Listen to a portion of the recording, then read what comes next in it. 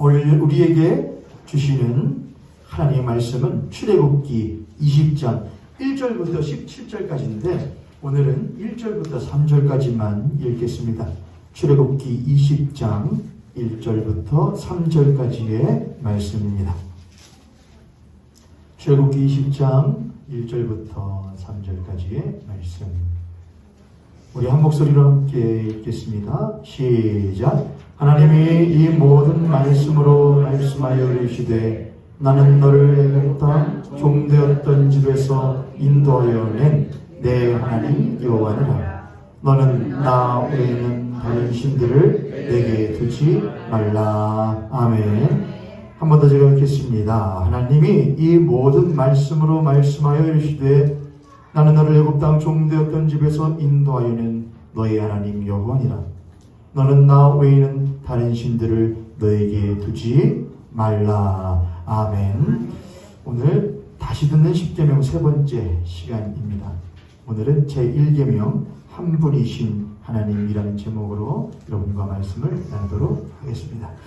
오늘 우리들이 십계명 강의 세 번째 시간으로 드디어 제1계명에 대하여 나눠보려고 합니다. 저희들은 지난 2시간 동안 십계명 강의를 하기 위해서 왜 우리가 십계명을 다시금 배워야 되는가? 오늘 우리에게 주시는 십계명은 어떤 것인가? 그 필요성, 의미에 대해서 좀 나누었습니다. 여러분, 십계명이 필요한 것은 이스라엘 백성들이 이스라엘 백성 되게 하기 위함이고 이스라엘 백성답게 하기 위함이고 이스라엘 백성답게 살게 하기 위함이에요. 이스라엘 백성들은 400년 동안 또는 430년 동안 이집트라고 하는 나라에서 종살이를 하면서 처음 그들의 조상이었던 아브라함 때부터 부름받았었던 이스라엘 백성다움을, 이스라엘 백성답게 살아감을 잃어버렸단 말이죠. 그런 이스라엘 백성을 하나님께서 다시 건져내시고 출애굽한 지 3개월 되던 때에 시내산에서 십계명을 주시는 겁니다. 그것은 너희들이 이스라엘 백성임에도 불구하고 이집트 땅에 살면서 이스라엘 백성이었던 것을 잊어버렸던 것을 다시금 회복하라. 너희들이 이스라엘 백성답게 살아야 함에도 불구하고 이집트 땅에서 종살이하면서 이스라엘 백성답게 살아가야 함을 잃어버렸던 것을 다시 회복하라. 이들이 이집트 땅에서 살아가면서 잃어버렸었던 하나님 나라의 백성으로의 삶, 또한 자신에 대한 정체성, 그 모든 것들을 회복하게끔 만드는 단초가 바로 십계명이었다는 것이죠. 오늘은 신약시대입니다. 구약시대가 아니고 신약시대입니다. 그러나 오늘날 우리가 이 신약시대에 율법은 다 폐기된 것 아닙니까? 십계명은 이제 끝난 것 아닙니까? 아닙니다. 예수 그리스도는 그 계명을 없애버리시는 분이 아니고 무엇 하시는 분이시냐? 온전하게 하시고 완성하게 한다는 것입니다. 없애는 것이 아니고 있는데, 기록되어져 있는데 그대로 살 수 없어서 미완인 그 율법. 누구에게 미완이냐? 율법 자체는 완성인데 그것이 그 율법을 받은 이들에게는 무엇이에요? 이루지 못하기 때문에 미완이에요. 그 미완을 누가 오심으로 말미암아? 예수 그리스도께서 오심으로 말미암아 우리가 할 수 없어서 미완이었던 율법을 예수께서 완성하실 수 있도록 도우시기에 예수 그리스도는 율법의 완전케 하시는 분이라는 것을 우리는 믿으며 살아가는 신약시대에 있습니다. 그러므로 우리는 신약시대에 사는 그리스도인으로서 예수 그리스도를 의지함으로써 우리에게 주신 이 계명을 따라 살아갈 수 있도록 하나님 도와주시옵소서 라고 구해야 되는 것이죠.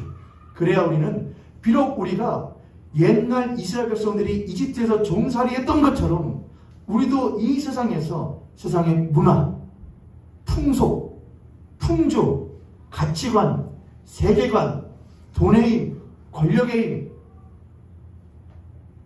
몸의 힘, 욕구들, 정욕들, 그런 것들에 종살이하며 똑같이 살아가는 우리들에게 하나님, 우리들의 선조였던 이스라엘 백성들은 시내산에서 그 율법을 받았었지만 미완할 수밖에 없었지만 오늘 우리는 예수 그리스도를 힘입어 이집트와 같이 종살이하고 있던 우리들을 불러내셨고 우리가 그 이집트 땅에서 종살이하던 삶에서 벗어났지만 구원받았지만 여전히 이 세상에 종살이하는 삶을 살아가고 있다고 한다면 다시금 예수를 힘입어 그 주신 계명에 따라서 예수 믿는 사람답게 예수 믿는 사람으로서 살아갈 수 있도록 도와 주시옵소서.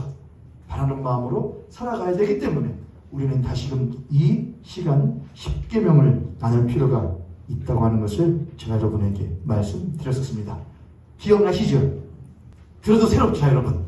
맨날 듣지만 처음 듣는 것 같죠, 여러분? 내 머릿속에 치유게. 여러분 옆에 성님 앞에 서리 보시고 우리 한 번 더 축복하겠습니다. 괜찮습니다. 괜찮습니다. 이 시간에 처음 듣는 것 같지만 새로 듣는 것처럼 집중하여 들읍시다. 아멘. 처음 듣는 거 아니라 새로 듣는 것처럼 새로운 마음으로 들으세요. 다 까먹었는데 또 하네. 그러지 마시고 새로 듣는 것 같아요. 오늘 그런 전제를 가지고 여러분 이제 1계명으로 들어갑니다. 1계명을 보면은 여러분 다 아시죠? 10계명 1계명은 뭐냐면은 나 외에는 다른 신을 섬기지 말라라고 우리가 하는데 우리가 금방 읽었던 출애굽기 20장에서는 섬기지 말라라고 안 되어 있고 너는 나 외에 다른 신을 내게 두지 말라라고 쓰여져 있습니다. 그게 1계명이에요. 그런데 1계명은 3절에 쓰여 있는데 20장 3절에 쓰여 있는데 그 3절에 있는 10계명의 제1계명 그 앞에 있는 1절과 2절을 이해하지 못하면 우리는 1계명으로 넘어갈 수가 없어요.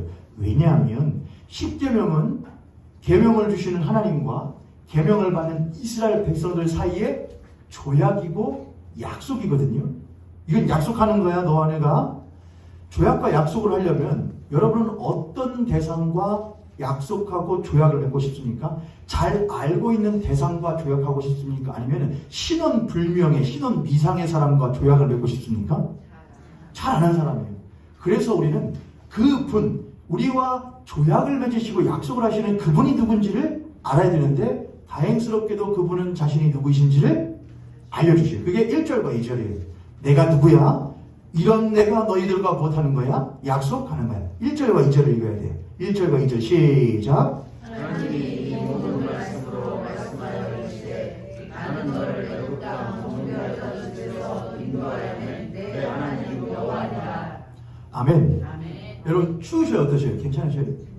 이쪽 줄에 계시는 성들 추우시죠? 조금 괜찮으셔요? 네. 그럼 그대로 할게요. 제가 이쪽으로 최대한 틀어놨더니 저는 조금 썰렁하고만요. 전 좋아요. 추운 게 차라리. 자, 거기 보면은 이렇게 쓰여 있죠. 나는 너희를 애굽 땅 종되었던 곳에서 인도하여 낸 너희 하나님 여호와라 그렇게 해요. 그럼 몇 가지 구성이 있네요. 요소가 있어요. 나는 누구냐? 여기서 말하는 약속에서 나는 하나님이시죠. 근데 어떤 하나님이시래요? 어떤 하나님이라고 자기를 소개하셔요? 나 하나님이야 이렇게 안 하시고 나는 너희를 애굽 땅 종되었던 집에서 인도하여 낸 하나님이라 그래요. 그게 하나님이 말씀하신 자신의 소개예요. 나는 너희를 애굽 땅 종되었던 집에서 인도하여 낸 너희의 하나님이라 이렇게. 그게 하나님이에요. 너는 누구예요? 나는 이제 하나님이셨으니까 종되었던 땅 애굽 땅에서 건져내신 하나님이고 약속의 대상인 이스라엘 백성들이 너잖아요. 너는 어떤 사람들이에요? 반대로 하면 되잖아요. 그들은 애굽 땅에서 종되어 그곳을 집으로 삼고 살아갔던 사람들이죠. 그렇죠? 맞죠? 나는 하나님은 애굽 땅 종되었던 집에서 이스라엘 백성들을 건지신 분이다. 너희들은 누구냐? 애굽 땅 종되었던 곳에서 그곳을 집삼아 살던 자들이다. 그게 너희들은. 하지만 지금은 무엇된 자들이다? 건져진 자들이다 이겁니다. 두 번째, 나와 너가 됐어요. 이제 행위가 있어요. 나가 있고 너가 있는데 나와 너 사이에 일어난 행위가 있단 말이에요. 그 행위가 뭐냐? 아까 이미 설명되었지만 종되었던 애굽에서 건져낸 행위가 있었고 종되었던 집에서 건짐받은 일이 있었고 그게 행위와 사건이 있던 것이죠. 지금 1절과 2절을 좀 제가 설명하고 있는 거예요. 어떤 결과가 생겼어요? 그 행위 때문에 하나님께서 이스라엘에 무엇이 되셨고 하나님이 되셨고 이스라엘은 하나님의 이스라엘이 된 것이죠. 서로가 서로에게 무엇이 되느냐? 속해지고 맞물려져 버린 관계가 맺어진 존재가 됐단 말이죠. 이해되셨죠? 나, 너, 그 둘 사이에 일어났던 사건과 행위, 그것으로 인하여 맺어진 결과. 그리고 하나님은 그러한 것들을 모두 집합해서 집약해서 명령을 하셔요. 뭐라고요? 3절이에요. 그게 나 외에는 다른 신을 너에게 두지 말라. 1절과 2절 나는 누구고 너희들은 누구고 나와 너 사이에 일어났었던 사건들은 무엇이었고 그것을 인하여서 일어난 결과들은 무엇이니까 이런 것이니까 너희들은 나 외에 다른 신을 나에게 두지 말라라고 명하는 것이다 이것이죠. 이해되셨죠 여러분? 이런 걸 이해하는 것이 참 중요해요. 자 그럼 이제 하나씩 한번 뜯어 살펴보도록 하죠. 많은 그리스도인들이 십계명을 하나에 하나님이 우리를 향한 무엇으로서만 여기는 경우가 많으냐? 율법적인 것, 명령으로서만 여기는 경우가 참 많이 있습니다. 자, 근데 한번 예를 들어볼까요?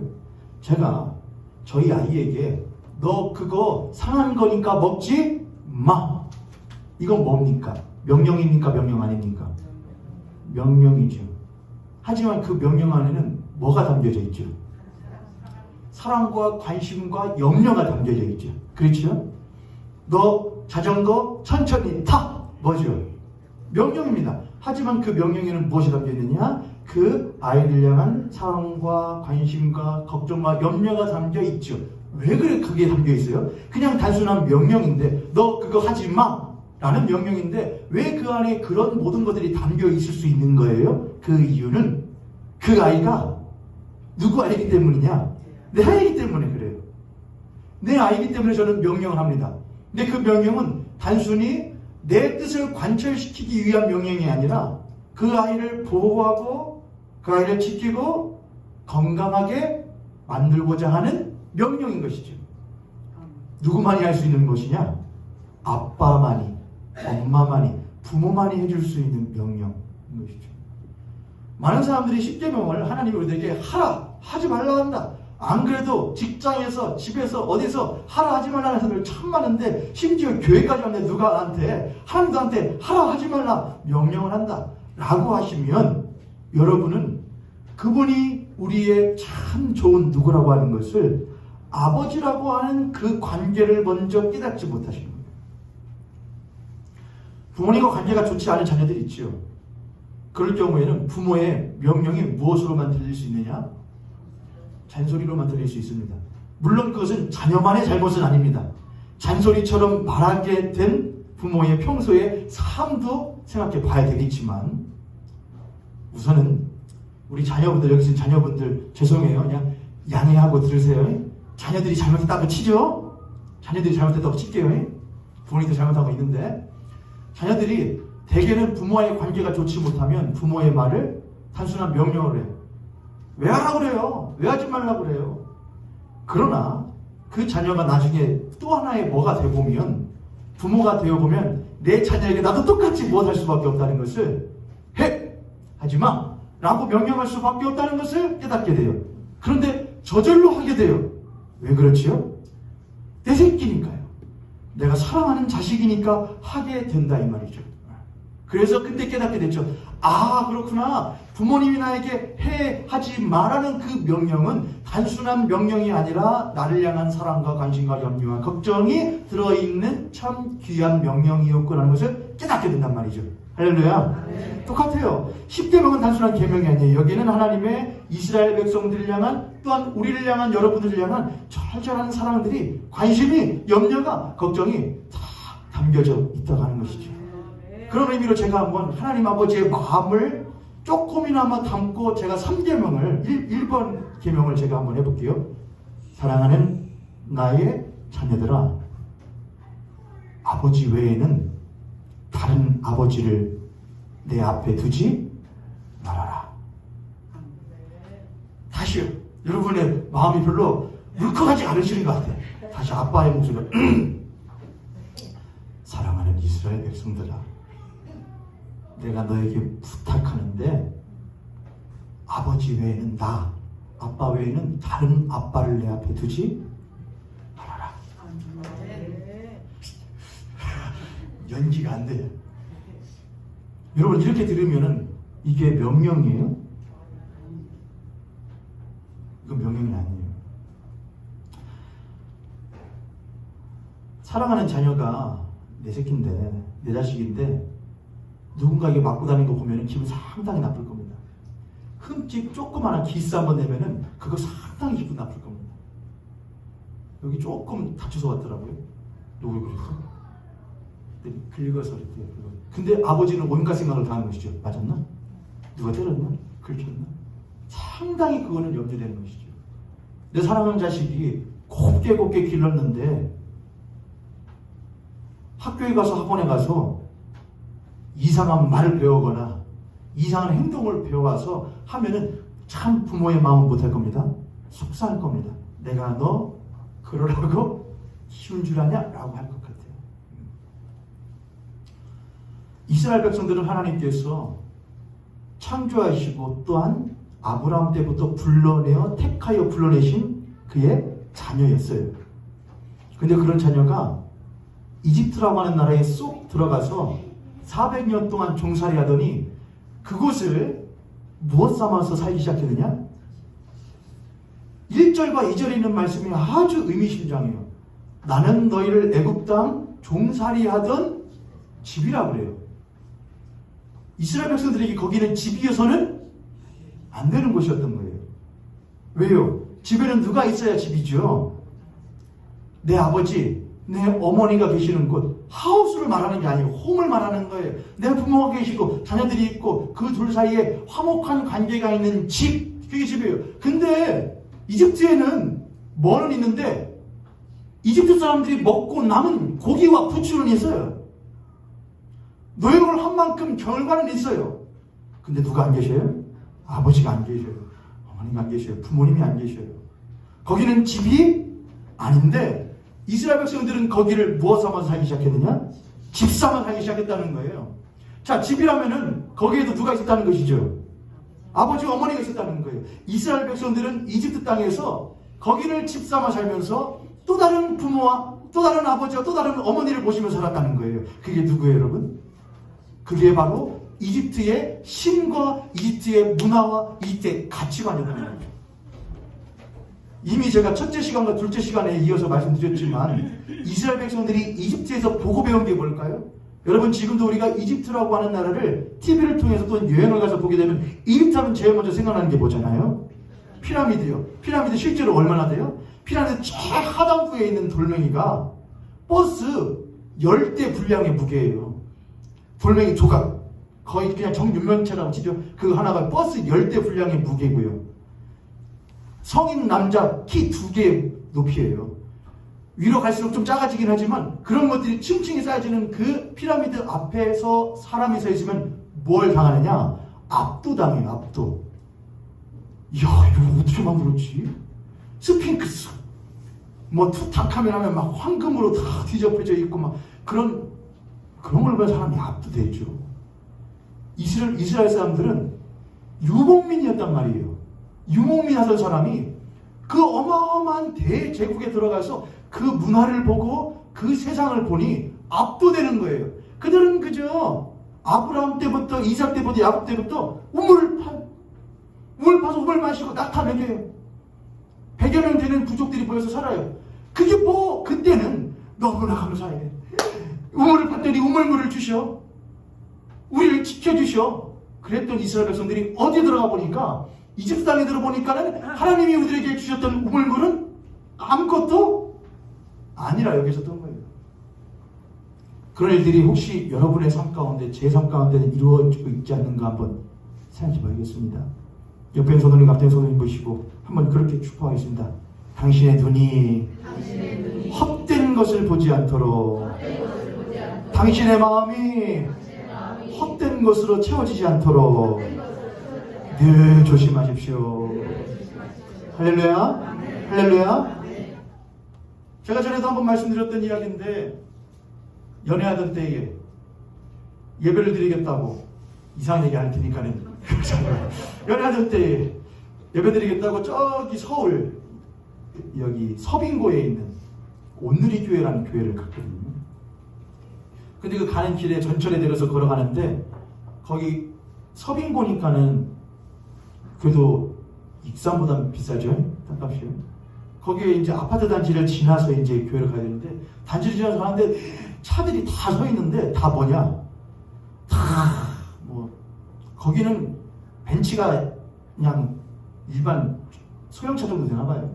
벤츠, 아우디 막 서 있는 거예요. 그래서 앞도 돼요, 안 돼요? 저는 뭘로 걸어다니는데, 제가 여기서 또 하나 뭘 신고 있었냐면은, 물론 그때 신었던 신발이 그 신발인지 모르겠는데, 제가 연애를 시작하고 저는 선물을 안 해줬거든요. 제가 제 부모님한테도 안 해줬던 신발을 제가 운동화를 인터넷에서 다 커플로, 그것도 어디 거를 나이키를, 저 맨날 나이스 뭐 이런 것만 썼는데 나이키를 2개 사가지고 했는데, 어느 날 저희 아내가, 근데 이게 왜 나이키 표시가 띄어지네요. 그래서 제가 가져오라고 본드로 붙여준다고. 띄워주면 붙이면 되잖아요. 그게 뭐 문제예요? 그렇잖아요, 여러분. 그래요, 안 그래요, 여러분? 여기서 그 말을 듣고 띄워주면 붙이면 되잖아. 그렇게 생각하시는 분은 저를 다 정상. 근데 아유, 그 짝퉁 사줬고 막 그런 비정상. 이게 뭐 짝퉁 사주면 어때요? 신발은 뭐 하라고 신는 건데? 신으라고 하면 되는 거 아니에요? 떨어지면 붙여, 꼬매면 되지 뭐. 근데 요즘에 제가 당근에 맛을 들려가지고 좋은 거 있거든요. 아무튼 그걸 했단 말이죠. 그 나이키 표지 띄어지는 나이키를 신고서는 다니는데 막 벤츠 막 이런 거 써있으니까 얼마나 코가 죽어요. 그렇잖아요. 저는 제 여자친구한테 나이키 표딱지 띄어지는 신발 신겨줬는데, 나중에 내가 이 여자에게 결혼하면은 진짜 나이키를 할 수 있을까? 좋은 차를 태워줬을까? 좋은 아파트를 사줄까라고 하는 그런 남자로서의 자존심에 상처가 생겨요, 안 생겨요? 전 전혀 안 생겨요. 세상 쫑팽이들이에요. 만약 그걸로 행복하는 여자라면요, 그럼 뭘 안 하는 게 좋으냐? 저는 안 하는 게 좋아요. 제가 그랬죠. 야, 집 많다, 좋다, 아파트 많다. 그러면서 설교를 하기 시작하는 거죠, 거기서 여자친구한테. 이거 그는 싫어한다. 저기도 조금 이상한 사람.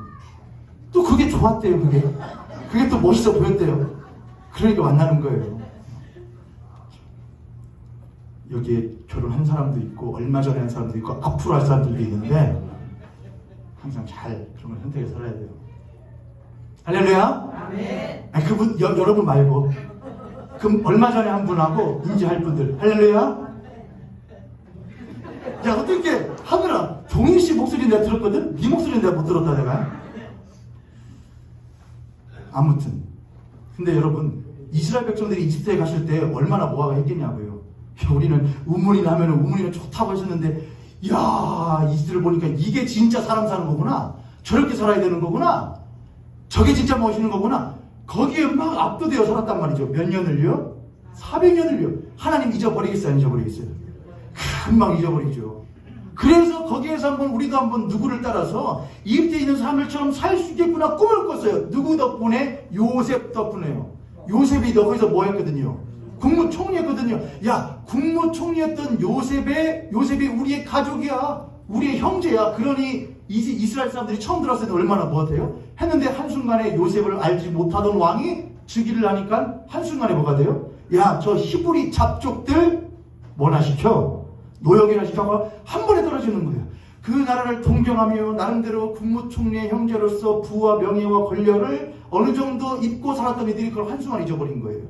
에라 모르겠다, 이거 없으면 내가 못 사냐? 했을까요? 아니요.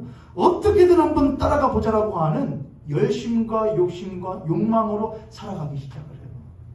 어느 순간부터는 나갈래야 나갈 수가 없게 되어버린 종살이를 하게 된 것인데, 그것이 오늘날 가만보면 우리도 좀 비슷하다는 생각이 들 때가 있어요. 피라미드와 같은 계층 구조가 이루어진 사회, 돈으로 지어진 계층, 권력으로 지어진 계층, 학벌로, 명예로 가지고 있는 소유물로 뭘 타느냐로 어디에 사느냐로 계층 맺어진 사회에서 우리도 어느새 그걸 못하면서 동경하면서 내가 주 예수를 믿게 되었어라는 것은 어느새 잊어버렸어요. 내가 예수 그리스도를 믿고 나니 너무나 좋아라는 건 어느새 잊어버렸어요. 그저 세상에 압도되어 그곳에서 종살이하며 살아간 지 노원준 41년. 여러분들 20몇 년, 30몇 년, 50몇 년, 60몇 년의 세월을 우리들이 살아오시는 거예요. 그런 우리들을 하나님께서 무엇하시사? 이렇게 쓰여 있어요. 출애굽 시키실 때 하나님께서 그들을 권념하사 그들의 음성을 들으시사 그렇게 해요. 들으셨다 이거예요. 그들의 괴로움을, 고통을요. 그게 뭐예요, 여러분? 하나님 죽겠어요. 그 말을 듣고 들린다. 네가 말하는 거 네가 힘들어하는 소리 다 들린다. 그거예요, 여러분? 아니에요. 자식이 아빠 힘들어 그러면은 다른 사람은 내 자식이 아니니까 힘들구나 뭐 하겠지만은 진짜 부모는 뭐예요? 어떨 땐 모진말도 나가요. 왜 모진말 나가요? 부모님이 항상 좋은 말로 그렇지 이렇게 안 돼요, 여러분. 뭐가 하니까 막 속이 답답하고 타는 거예요. 너 왜 그렇게 살아? 너 왜 그렇게 아파? 하나님이 이스라엘 백성들의 막 음성을 들으셨다고 하는 건 그런 거예요. 너 왜 그렇게 사냐? 네가 누구 자식인데 너 그렇게 사냐? 함이 그들의 음성을 들으셔요. 거기서 하나님이 어떤 분이심을 하나님이 이스라엘 백성들에 대하여 참으로 사랑과 관심이 많으신 분이라는 것을 알 수가 있는 거예요. 하나님은 이스라엘 백성들을 잊지 않으셨다. 그들을 기억하신다. 그들을 사랑하신다. 그들에게 관심이 많으시다라는 것을 보여주는 것이죠. 그리고 하나님은 그 이스라엘 백성들을 무엇하시기로? 거기서 건져내시기로 작정을 하셔요. 무엇으로요? 6월절 어린 양의 피로 건져내시기로 작정하시는 거예요. 자, 근데 문제가 있어요. 구원을 했어요. 6월절 어린 양의 피로 건져내긴 했어요. 출애굽을 하여 홍해를 건넜어요. 근데 끝이에요, 여러분? 아니었던 거예요. 새롭게 돼야 될 시간이 필요했어요. 이집트 땅에서 그것들을 숭배하면서 또한 압도되어서 그것들을 위주로 살았었던 이스라엘 사람들의 이집트화 되어버린 삶이 있을 거 아니에요. 정체성은 이스라엘 사람인데 어느새 이스라엘 사람 되기를 부끄럽게 여기고 누가 되기를 원하냐? 이집트 사람 되기를. 여러분, 이스라엘 사람들이 거기서 노역하면서 모든 이스라엘 장정만 60만 명 했던 모든 사람들이 모두 다 이집트 사람들 나쁜 놈들이요. 저도 우리 맨날 노예시키고 종살이시킨 놈들이요 라고 말했을까요? 우리는 역사를 보면 그렇게 알 수가 있죠. 우리나라가 일제시대에 압제당할 때 모든 대한민국 사람들이 대한독립 만세를 외치면서 했나요? 아니잖아요. 어떤 사람들이 꼭 있죠. 야, 힘 있는 사람한테 붙는 게 똑똑한 거예요. 대한독립 만세 해봐야 뭘로 버티겨. 계란으로 바위치겨. 그냥 필러 가. 하는 대로 해. 강한 사람한테 붙어서 오래 산 놈이 장땡이요 라고 하던 사람들이 이스라엘 사람들에 있었을까요? 없었을까요? 분명히 있죠. 그래서 조금 덜 힘들게 조금 더 먹게끔 만들고 싶은 삶의 모습들이 있었을 거예요. 이스라엘 사람 되기를 부끄럽게 여기고 이집트 사람 되기를 선망했었던, 나도 그 계층 구제의 한 계층이 되어보고자 했던 이스라엘 사람들이 있었을 거란 말이죠. 근데 그들이 구원을 받았는데 시내산에 와서, 광야에 와서 똑같은, 뭐는 받았지만, 구원은 받았지만 똑같은 사고방식과 가치관과 삶의 정체성을 가지고 나와 있던 거예요. 이해되셨죠, 여러분? 그럼 그들이 거기서도 무슨 짓을 할까요? 성경에는 그저 무엇만 있어요? 왜 물 안 줘요? 왜 떡 안 줘요? 왜 먹을 것 안 줘요? 하나님 그럴 수가 있어요? 그런 원망만 있었겠지만 그들은 거기서, 만약 거기서 하나님이 딱 없어졌다고 생각해 보세요. 하나님 없어지고 200만 명 되는 사람들이 광야에 딱 그냥 하나님 없이 딱 있었다고 생각해 보세요. 그럼 그때부터 그들은 뭘 할까요? 어떤 삶을 살기로 결정할까요? 여러분, 배운 게 무엇인지나, 배운 게 도둑질인지라 400년 동안 이집트에서 배웠던 정치, 문화, 사회, 그런 것들을 똑같이 광야에서, 야, 여기서 이제 우리가 이집트 못지 않은 나라를 한번 만들어 보자라고 하는 일을 하지 않았을까요? 사람은 무엇하니까? 많으니까요. 우리도 이집트 못지않은 나라를 만들어 보자라고 하는 결정을 분명히 했을 거예요. 그래서 하나님은 이스라엘 백성들에게 뭐를 주셔요? 야, 3개월 만에, 출애굽한 지 3개월 만에 시내산에서 너희들의 나라를 만들고 또한 너희들이 선망하는 이집트와 같은 나라를 만들고자 하는 것이 아니라 나는 너희들과 함께 하나님의 나라, 나의 나라, 새로운 세상을 만들고자 하는 거야 라고 이스라엘 백성들에게 말씀하셨고 그 첫 번째 단계가 바로 십계명이었다는 것이죠. 할렐루야. 아멘. 이해되셨어요 여러분? 아멘. 이해되셨어요? 아멘. 지금 누구 얘기하는 거예요? 제가 이스라엘 백성들 얘기하는 건가요? 여러분 얘기예요. 여러분 얘기요. 우리가 맨날 여기를 주님 계시는 곳이 그 어디나 하늘나라라고 어디나 주님 계시는 곳이 아버지 계시는 곳이 집이라고 말은 하지만 실제 우리 집은 어디예요? 내 안락한 집, 못한 곳, 편안한 곳, 그런 것들이 내 집이란 말이죠. 그렇게 여기서 살아간다면 내 얘기하는 거예요. 우리가 세상의 주인인가요? 돈 좀 생기고 차 좀 좋은 거 타고 집 좀 좋은 데 살고 비싼 데 살고 권력 좀 생기면 세상의 주인 같은가요? 그렇지 않죠. 아무래도 올라갈 수가 없죠. 아무래도 우리 위에 주인은 따로 있죠. 저는 그래서 가끔 그런 생각해요. 조금 없는 사람들, 조금 뭐하는 사람들이거든요. 제가 언제 한번 말씀드렸죠. 익산에서도 익산은 중소도시예요, 여러분. 익산이. 익산은 소도시죠. 소도시라고 해야죠. 30만이 안 넘잖아요. 근데 익산 같은 소도시에서도 무슨 학벌 경쟁이 있대요. 학부모들끼리. 그래서 어디 초등학교는 좀 좋은 초등학교고, 제가 그런 얘기를 듣고 저는 속으로 플레이하고 있다. 플레이가 뭐하죠? 노는 거잖아요, 여러분. 놀고 있네. 그런 사람들, 강남에 있는 사람들이 보면 뭐라고 생각할까요? 놀고 있네. 야, 그게 익산에, 그것도 해요. 그럼 강남에 있는 사람들은 어디에 있는 사람들이 보면은, 월가나, 막 그런 데 있는 사람들이 보면 뭐라고 생각할까요? 놀고 있네. 서울대도 학교냐? 그러면 그런 사람들 어디 사람? 아부다비에 그냥 석유 대부죠. 뭐라 할까요? 학교 열심히 다녀라 학교 안 다녀도 다 할 수 있으니까 도망이 장땡이잖아요, 여러분. 그러니까 왜 놀려요? 왜 무시해? 그 순간 누구를 무시하는 순간, 내가 그 사람보다 위에 있다고 생각하는 순간, 그리고 그를 함부로 여겨도 좋다고 생각하는 순간, 뭐를 인정하는 거예요? 나도 나보다 더 많고 더 힘 있는 사람에게 뭐 당해도 무시하기 좋다는 거잖아요. 그렇죠, 여러분? 내가 나보다 힘없고 조금 부족한 사람을 멸시해도 좋다고, 그런 행동을 취해도 괜찮다고 생각하는 것은 나도 나보다 힘 있고 뭐 있는 사람에게 멸시당해도 좋다고 말하는 거잖아요. 그렇죠, 여러분? 그래서 그런 걸 생각보다 바보들이다, 참치들이다. 노예되기를 자처하는 거죠. 종되기를 자처하는 거죠. 똑같아요. 오늘날의 시대를 말하는 거예요.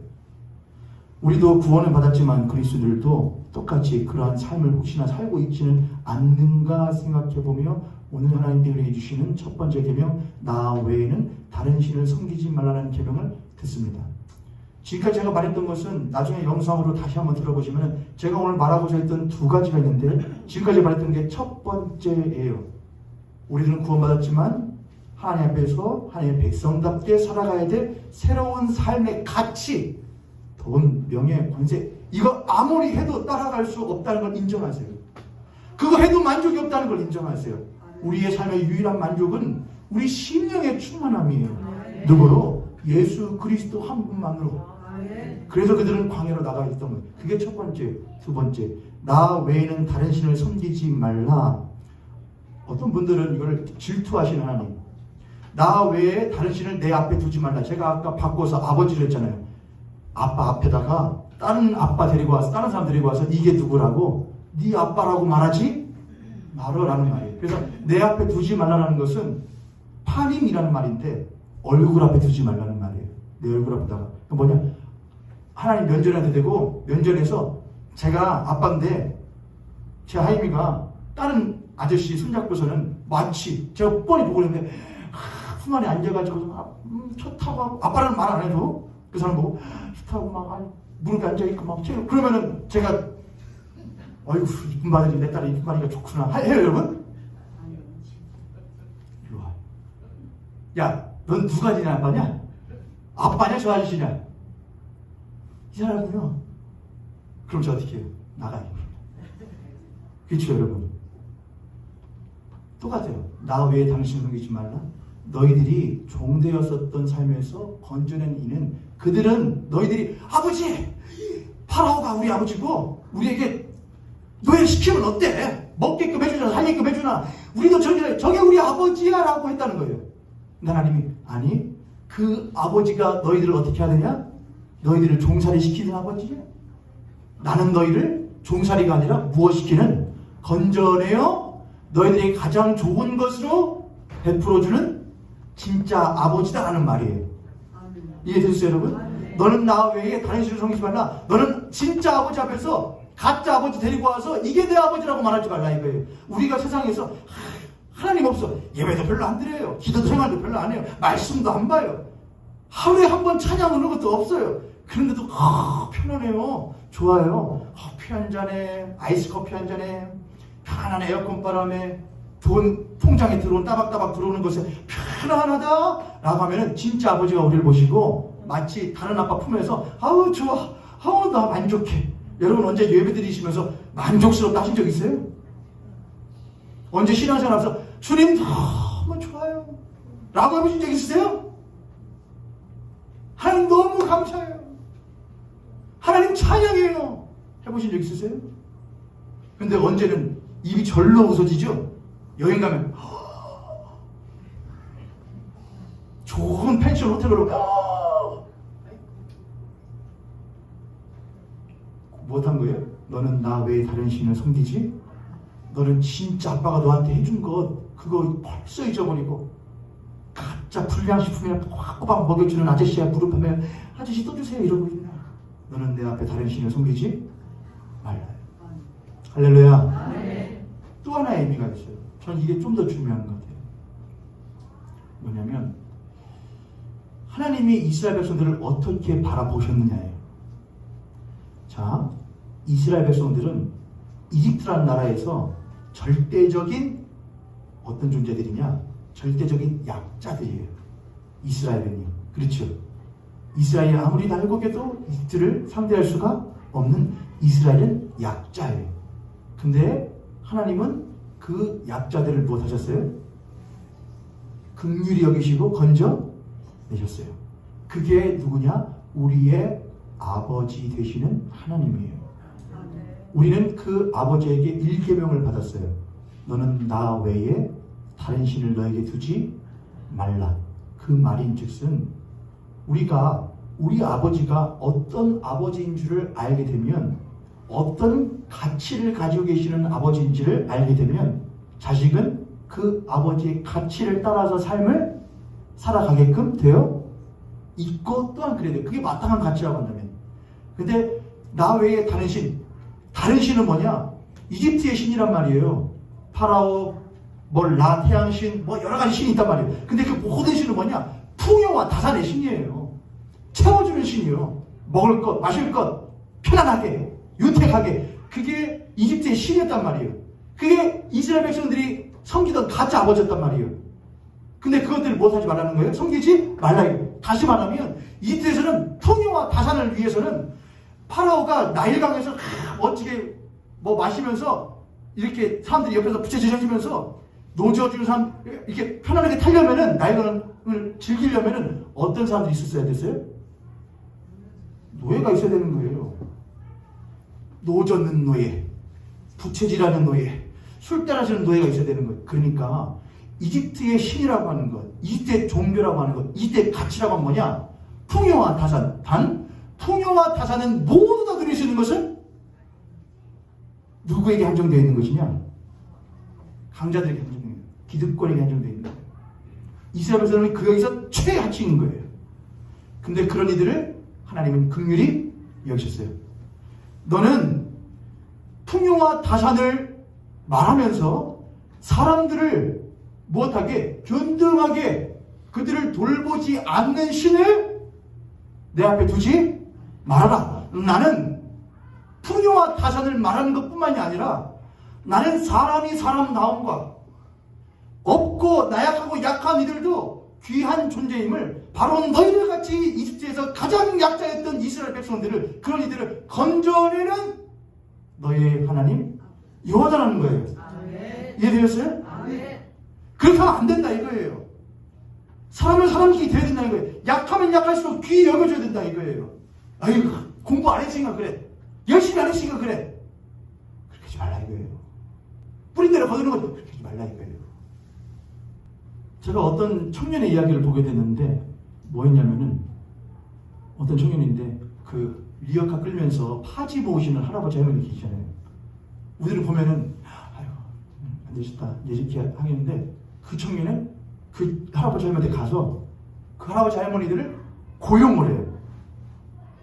고용. 왜냐? 그 폐지 아무리 보아도 하루에 돈 10,000원이 안 나온대요. 그걸 고용해. 그래서 모은 폐지를 가져오십시오. 제가 사겠습니다. 그리고 일해 주십시오. 그 폐지를 다시 재활용해서 폐지를 가지고 캔버스로 그림을 만드는 거예요. 캔버스를 만들어. 그리고 거기에 작가들이 그림을 해서 그걸 판매하는 거예요. 그리고 그 수익을 파지를 주우신 할머니 아버지에게 나눠주는 거죠.